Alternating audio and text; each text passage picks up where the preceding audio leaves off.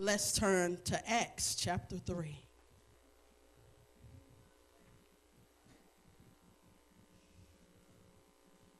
I'm gonna have to take.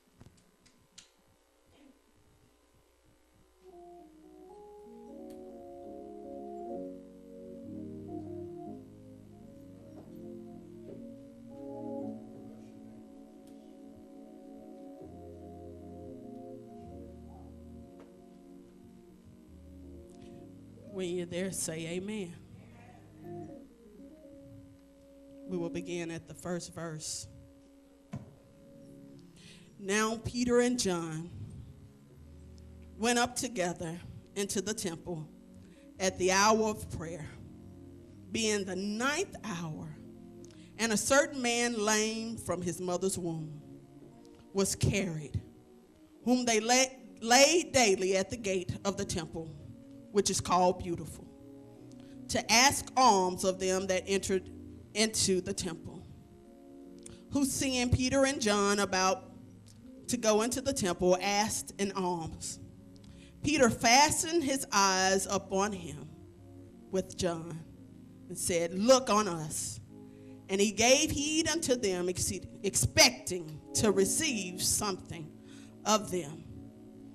Then Peter said, "Silver and gold I have none, but such as I have give I thee.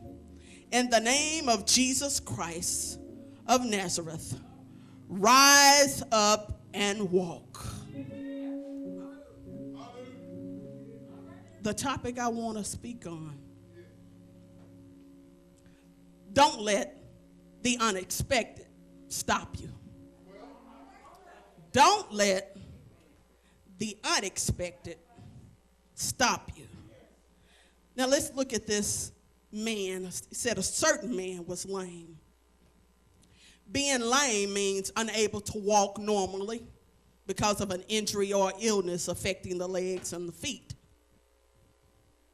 This man was lame from his mother's womb.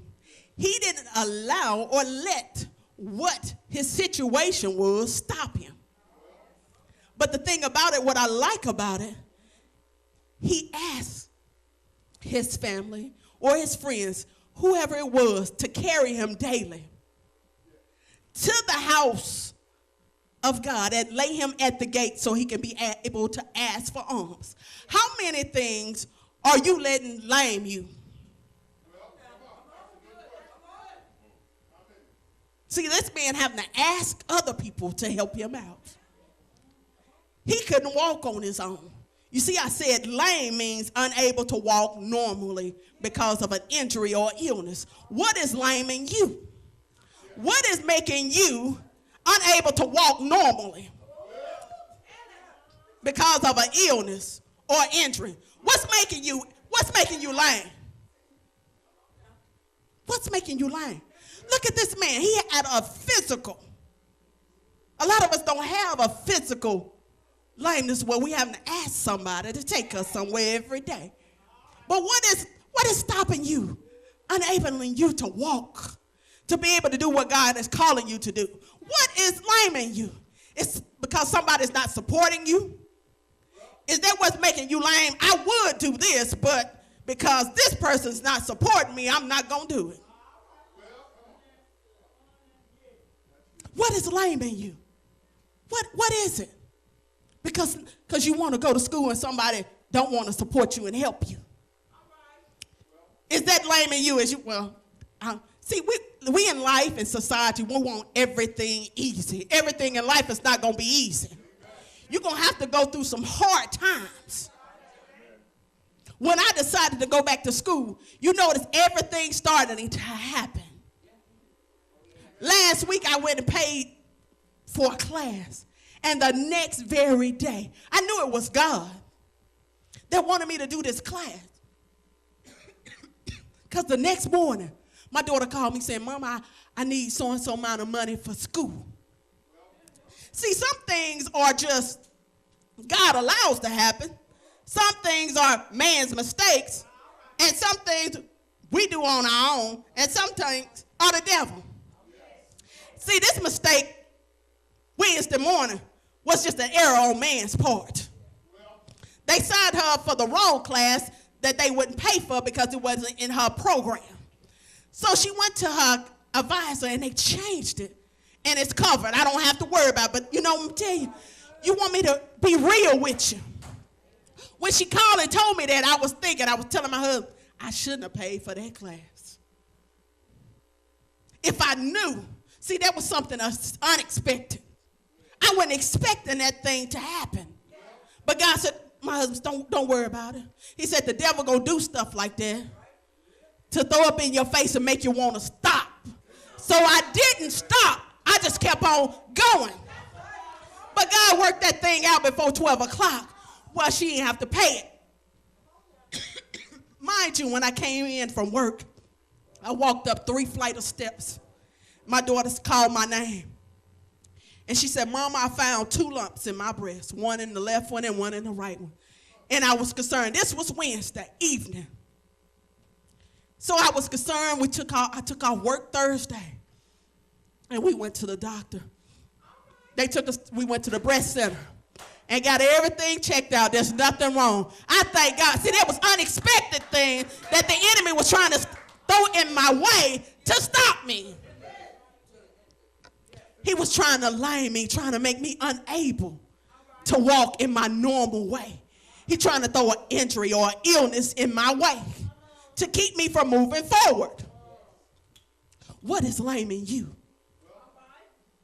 And see, the thing about it, he asked, requesting something from somebody. Are we too prideful to ask somebody for something? Are we too prideful to ask somebody for help? Are we too prideful? We think we know everything. Oh, we got it going on. I don't need no help. But you know what? I'm a type of person. I've learned, baby, hey, if you help me, I can help you, because you know what? We can accomplish what we need to accomplish much faster. And we can get stuff done much faster, much better. We can have more. You can't accomplish stuff by yourself. You need somebody help. The lame man knew that. He could have been at home. He didn't even have to get up. But at least he had somebody, faithful friends or faithful family members that was willing. You know how sometimes we are, we get tired of folks asking.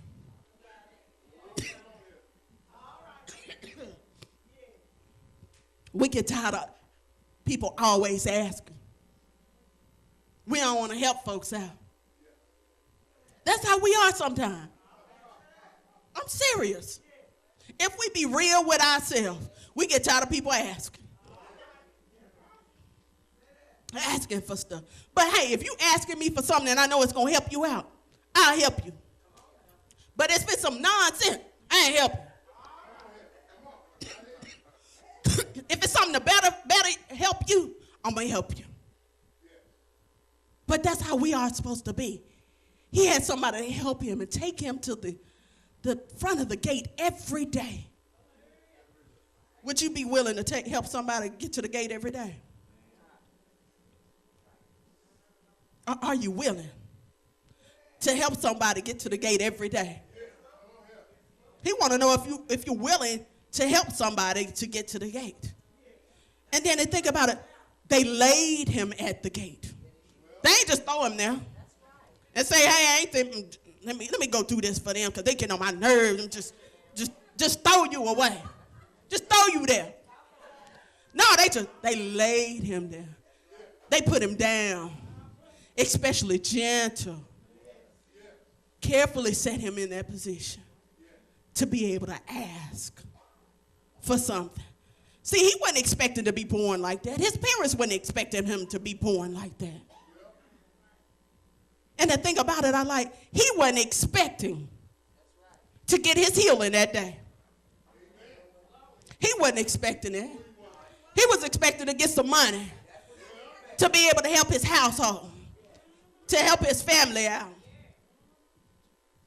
But see, what I like about it, that God came in at that time and said, you know what?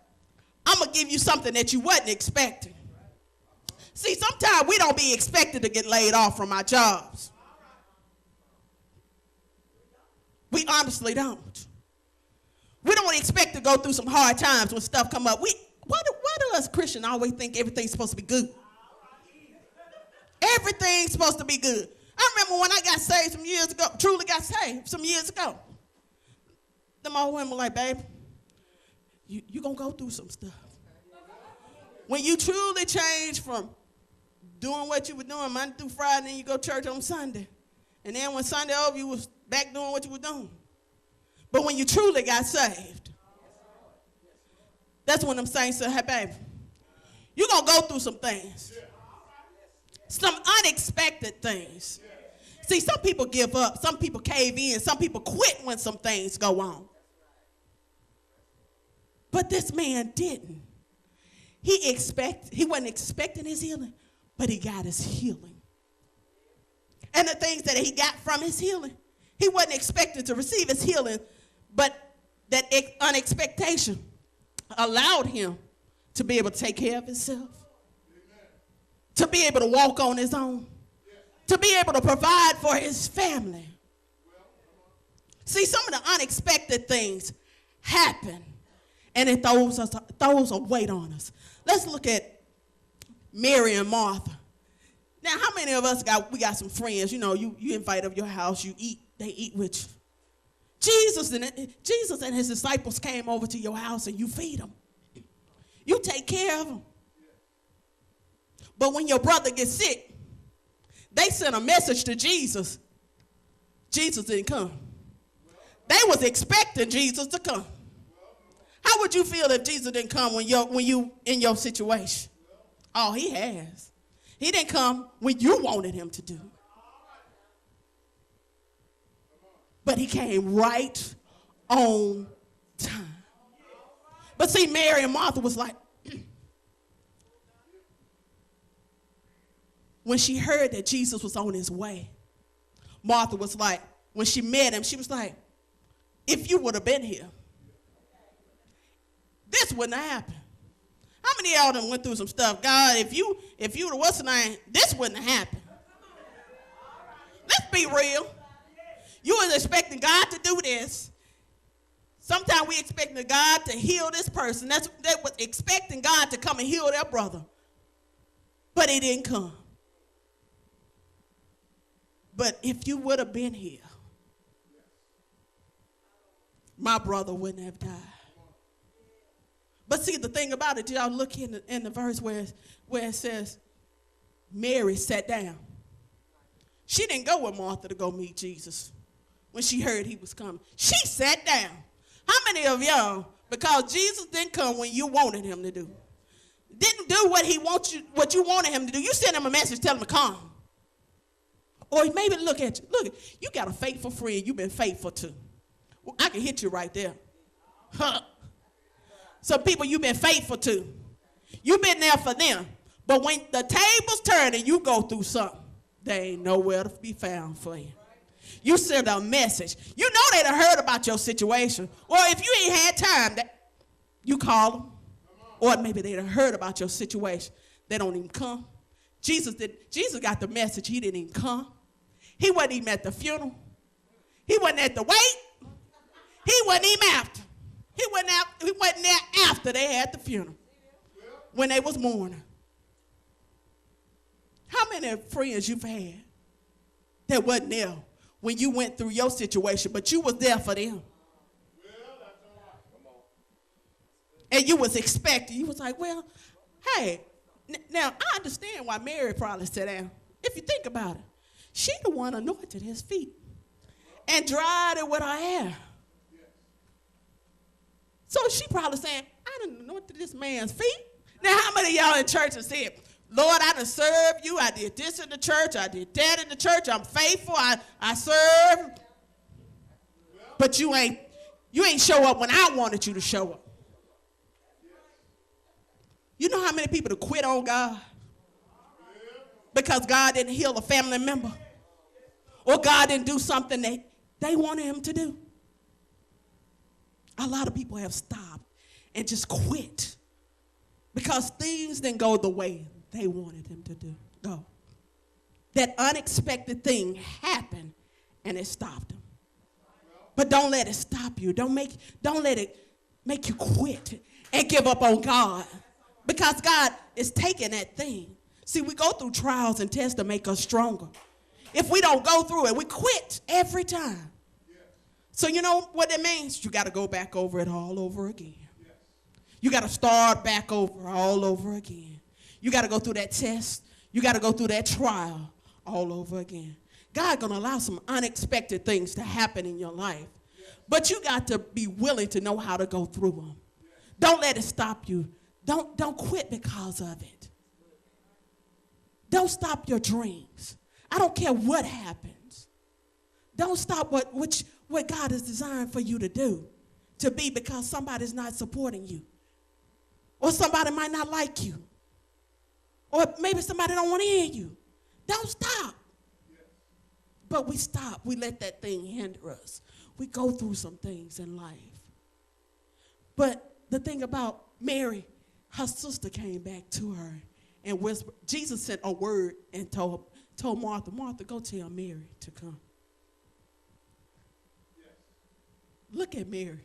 Soon as her sister came and told her, Jesus said, come here. She got up and went. Hallelujah. Even though he wasn't there when she called him, he didn't come on time. He was late. They was expecting him to be there. But she didn't lose her faithfulness to him. When he said, come here, she came. How many of you can say that? God, yeah, even though unexpected things happen, I didn't get what I wanted to get. Things didn't go my way. But when you call me, okay, God, I'm going to come. It hurts. It hurts. But see, God is making you. If God gave you everything you asked for, could you handle it? Could you handle everything that you've been asking God for? God knows some things. You've been asking God, I want to be a millionaire, but you can't manage the money we got right now. So if he gave you the money, you would have went crazy. You wouldn't be at church. You'd be doing all kinds of stuff. But you got to get wisdom and learn how to manage your money. And then God will give it to you. God don't give you things that's going to hurt you or destroy you. It's going to make you stronger. He only do stuff because he loves you and he cares for you. So the unexpected things are going to happen. Be prepared for them. Be prepared. Okay, something's going to happen. If you're on God's plan, if you're on God's purpose, what he has for your life, some unexpected things are going to pop up. It's going to pop up. And it wants you to stop. It wants you to quit. It wants you to give up. But keep going. Keep moving. Don't give up on God. The unexpected things are going to happen. It want to try to make you lame. It want to mess up the way you walk. That's what the unexpected thing wants to do to you, make you lame and unable to walk your normal walk. But God has something greater for you. He has some things much better than what you expected. The things you expected is not what God expects. He said, my ways are higher than your ways. So what you expected, God expected something better than what you expected. So don't get mad and don't get angry and don't stop because you didn't get what you was expecting God to give you. Because he has something better than what you expected. I'm done.